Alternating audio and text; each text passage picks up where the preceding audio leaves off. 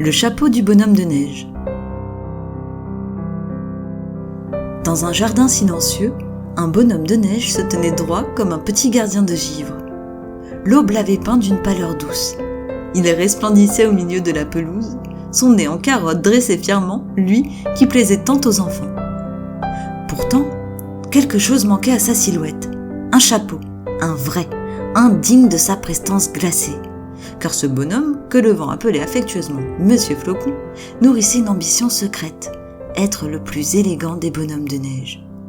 Alors un matin, lorsqu'un courant d'air vif glissa autour de lui, Monsieur Flocon lui demanda d'une petite voix « Bonjour le vent, peux-tu m'aider à trouver un chapeau ?» Le vent, espiègle et généreux, promit d'aider. Il secoua d'abord les branches du vieux sapin et un nid oublié tomba près du bonhomme. « Un chapeau de brindilles !» proposa le vent. « Naturel et unique !» Mais Monsieur Flocon regarda le petit nid, si fragile. « Très joli, mais ce n'est pas pour moi. » Alors le vent courut jusqu'au chemin et fit rouler un seau de métal, cabossé, mais brillant comme une étoile. « Celui-ci, un chapeau bien solide pour tes aventures. » Monsieur Flocon sourit car c'est vrai que le seau avait fière allure. Mais il soupira. « Trop bruyant quand tu souffles. Je veux quelque chose qui raconte une histoire, mais en chuchotant. » Le vent partit à nouveau. Il passa au-dessus d'un lac gelé, fit tournoyer la neige, puis trouva coincé sous une barrière un vieux chapeau de feutre noir. L'objet portait la marque du temps, un peu froissé et un peu mystérieux. Le vent le saisit délicatement et le déposa devant le bonhomme de neige.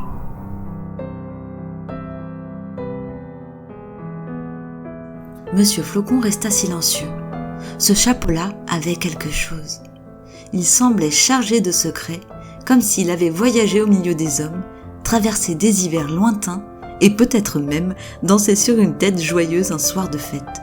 « Celui-ci, dit doucement le bonhomme de neige, je crois bien qu'il me va. » Il plaça le chapeau sur sa tête, et aussitôt, comme si la magie avait attendu ce signal, une petite lueur s'alluma dans ses yeux de charbon.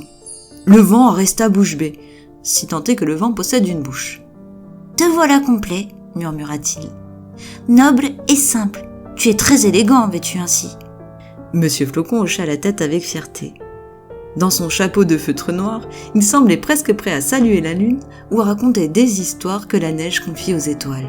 Et toute la journée, les passants qui longeaient le jardin s'arrêtaient, surpris par cette élégance.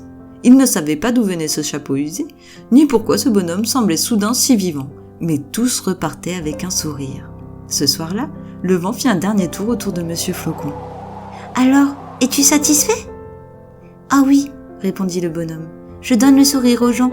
Les passants repartent tous contents. » Et dans le silence de décembre, le chapeau de feutre se souleva pour saluer le vent qui disait un dernier au revoir à son ami si élégant.